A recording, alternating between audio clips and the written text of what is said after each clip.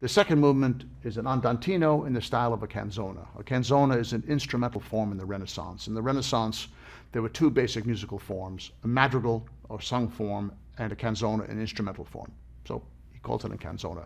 Canzonas were never slow movements. They were always moving, never terribly fast, but at a nice pace, and that's what this is, not a slow movement at all. The first movement has a waltz element, but it is kind of a slow movement. It is played by the oboe, and it's a melancholy tune.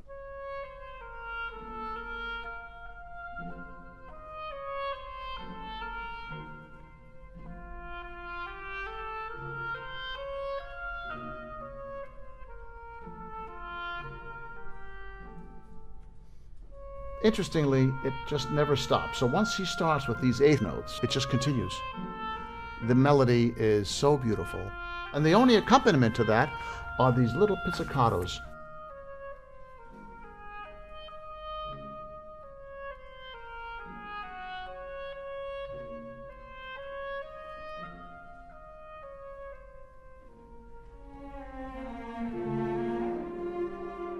After that, the cello section repeats that same melody.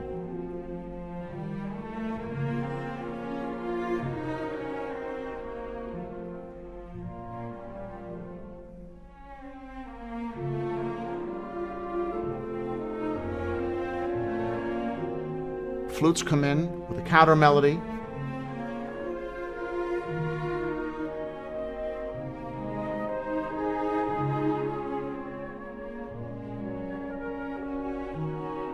And then the second theme group begins, and the strings.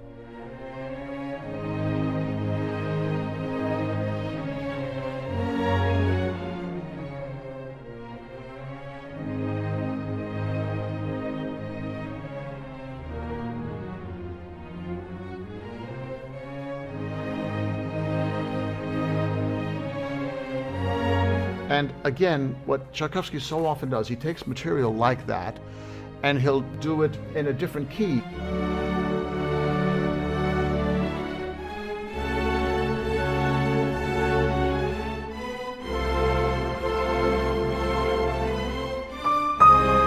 I mean, it can keep going, you can go forever, and he builds it and builds.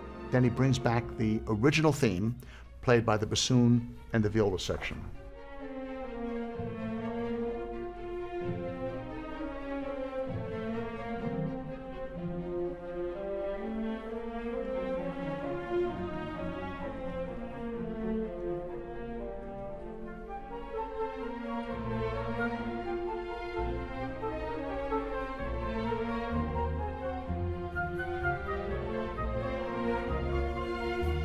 And this is basically what he does until he gets to the third theme group. Some people consider it to be like a march.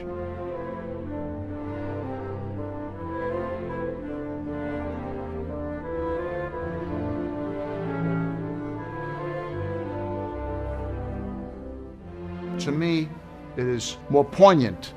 A march would give the impression that it was somewhat superficial, but it's as poignant as ever. Gorgeous. He repeats it, he varies it, he has a counter theme to it, and eventually he brings back the original theme. This time, I choose to bring it back in a very quiet way, almost without expression, and highlights the little scales that the woodwinds have. The flute, the clarinet, the bassoon.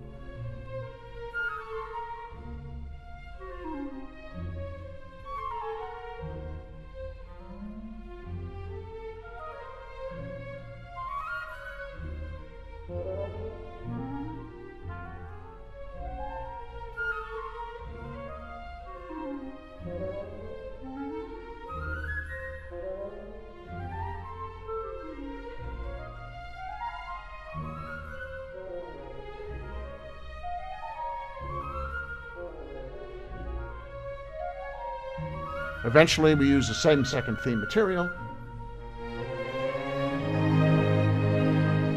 And then a transition, woodwind strings, that brings us back to the end, which this time it has the wonderful melody being played by the bassoon.